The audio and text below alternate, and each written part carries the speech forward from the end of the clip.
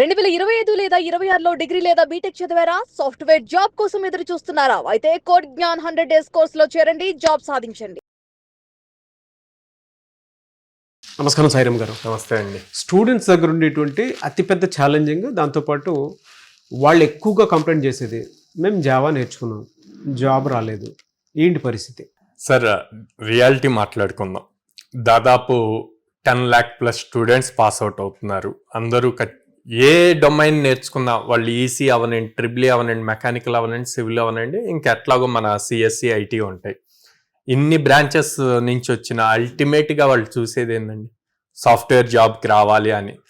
ఏ institute ఉంటే ఆ ఇన్స్టిట్యూట్లో వాళ్ళకున్న ఫీడ్బ్యాక్ని బట్టి, లేకపోతే వాళ్ళకున్న పరిచయాలను బట్టి ఇట్లాగా జాయిన్ అవుతారు. ఓకే, జాయిన్ అయినప్పుడు జావా కోర్స్ జాయిన్ అయ్యారు, జావా నేర్చుకున్నారు, వాళ్ళు ఒక సర్టిఫికేట్ ఇస్తారు, జావా కోర్స్ కంప్లీట్ అయిపోయింది. ఇక్కడ టార్గెట్ సర్టిఫికేట్ కాదు, ఇక్కడ టార్గెట్ జాబ్. ఆ సర్టిఫికేట్ ఏం యూజ్ చేసుకుంటారు, దేనికి యూజ్ అవుతుంది?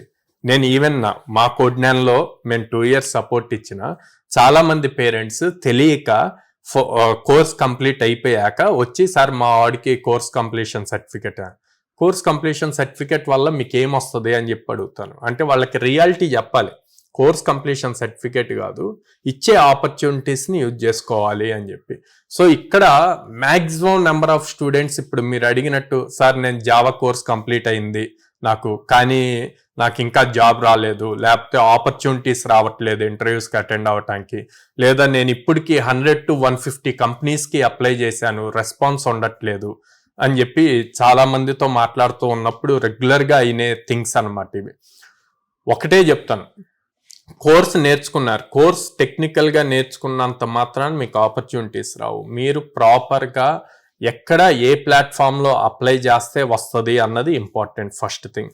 సెకండ్ థింగ్, కంపెనీస్ ఇంతమంది స్టూడెంట్స్ ఉండటం వల్ల, ఓకే నౌకరీ ఎట్లాంటి ప్లాట్ఫామ్స్లో జాబ్స్ పోస్ట్ చేస్తారు, కొంతమందిని హైర్ చేస్తారు, బట్ మాలాంటి ఇన్స్టిట్యూట్స్తో అసోసియేట్ అవుతాయి. ఎందుకు మాలాంటి ఇన్స్టిట్యూట్స్తో, కోడ్నాన్ లాంటి ఇన్స్టిట్యూట్స్తో అసోసియేట్ అవుతాయి అంటే, మా దగ్గర మేము రెగ్యులర్గా హెచ్ఆర్ వీళ్ళతో టచ్లో ఉంటాము, వాళ్ళకి కావాల్సిన స్కిల్ సెట్ ఏంటి అన్నది మాకు అప్డేట్స్ ఇస్తారు, దానికి తగ్గట్టు మేము కరికులమ్స్లో చేంజెస్ చేసి అవి నేర్పిస్తాం.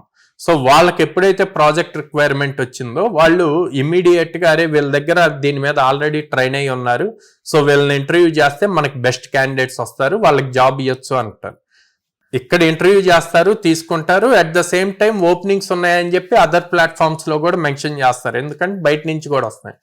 ఒక్క జాబ్కి, ఒక్క ఓపెనింగ్కి మినిమం 25,000 స్టూడెంట్స్ అప్లై చేస్తున్నారు. ఇంతమందికి రిప్లేస్ ఇస్తారా? ఎవరు? ఇప్పుడంతా కూడా ఆటోమేషన్ సిస్టంలో, సాఫ్ట్వేర్లో ఏటీఎస్ అప్లికేషన్ ట్రాకింగ్ సిస్టమ్ వచ్చింది, దాంట్లో స్కోర్ వస్తుంది, అబోవ్ 85-90% అబోవ్ ఏదైతే స్కోర్ వస్తుందో ఆ స్కోర్ ఉన్నవి షార్ట్ లిస్ట్ అవుతాయి. ఆ షార్ట్ లిస్ట్ అయిన వాటికి కూడా మళ్ళీ మాన్యువల్ హెచ్ఆర్ చెక్ చేస్తారు, సో వాటిని బేస్ చేసి చేస్తారు. రెజ్యూమ్ స్క్రీనింగ్ ఈ రెజ్యూమ్ స్క్రీనింగ్ అయ్యి మీరు టెక్నికల్ రౌండ్కి వచ్చేదాకా మీరేమనుకుంటారు, అరే నేను 100 కంపెనీస్ అప్లై చేశాను, నాకు ఒక్కటి కూడా బ్యాక్ మెయిల్ రాలేదు, షార్ట్ లిస్ట్ అవ్వలేదని మెయిల్ కూడా రాలేదు, నేను అప్లై చేస్తున్నాను అంటారు.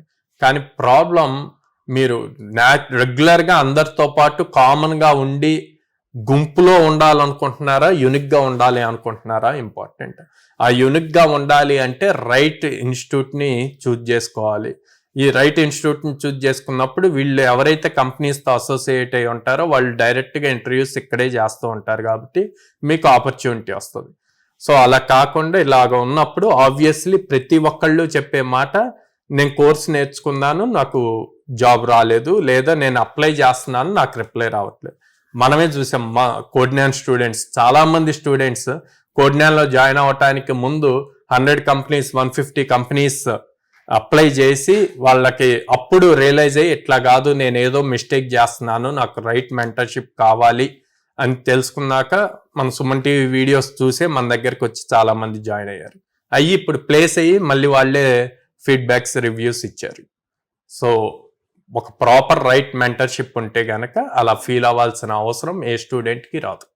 సార్, మిమ్మల్ని అప్రోచ్ అవ్వాలంటే ఒక పేరెంట్ అయినా సరే, స్టూడెంట్ అయినా సరే, మీ దగ్గరకు వస్తే మీరు ఇచ్చే బెనిఫిట్ ఏంటి? సో ప్రతి పేరెంట్ని, స్టూడెంట్ని ఫస్ట్ బ్రాంచ్కి విజిట్ చేయమంటాను, కౌన్సిలర్స్తో మాట్లాడమంటాను, మాట్లాడాక ఎగ్జిస్టింగ్ స్టూడెంట్స్తో మాట్లాడి డెసిషన్ తీసుకోమని చెప్తానండి. ఎందుకు అంటే మేము 100 days అప్స్కిల్ చేస్తాము. ఓకే, అప్స్కిల్ చేశాక మేము దాదాపు 800+ కంపెనీస్తో అసోసియేట్ అయ్యి ఉండటం వల్ల వాళ్ళకి ఎవ్రీ వీక్ మినిమం 3 drives అన్నవి ఆపర్చునిటీస్ ఇస్తాము. సో అప్స్కిల్ చేసి ఆపర్చునిటీస్ ఇచ్చినప్పుడు క్రాక్ చేయటం easy. At the same time not only technical, communication skills, soft skills రెండూ నేర్పిస్తాము, యాప్టిట్యూడ్ రీజనింగ్ నేర్పిస్తాము. అండ్ పేరెంట్స్కి మన సైడ్ ఎక్కువ ఫార్మర్ బ్యాక్గ్రౌండ్ నుంచి ఎక్కువ స్టూడెంట్స్ ఉంటారు కాబట్టి వాళ్ళ కోసం 0 down payment ఈఎంఐ ఆప్షన్స్ కూడా ఉందన్నమాట. Okay, Yeah. సో డబ్బు లేకపోయినా సరే ముందు వచ్చి చదువుకోవడానికి అవకాశం. ఈఎంఐలో పే చేయొచ్చు, స్టార్టింగ్ జాయిన్ అయ్యేటప్పుడే పే చేయాల్సిన అవసరం ఉండదు. అండ్ దెన్ ఎక్కువ మంది గర్ల్స్ స్టూడెంట్స్ ఉంటారు. సో పేరెంట్స్ ఎక్కువ సెక్యూరిటీ రీజన్స్ ఇవన్నీ ఆలోచిస్తారు. అందుకని విజయవాడ క్యాంపస్లో with in the campus girls hostel కూడా ఉంది. సో మన బ్రాంచెస్ వచ్చేసి విజయవాడ మొగల్రాజపురంలో ఉందండి, హైదరాబాద్ JNT మెట్రో స్టేషన్ దగ్గర ఉంది, అండ్ వైజాగ్ ద్వారకా నగర్ ఫస్ట్ లైన్లో ఉంది. ఓకే.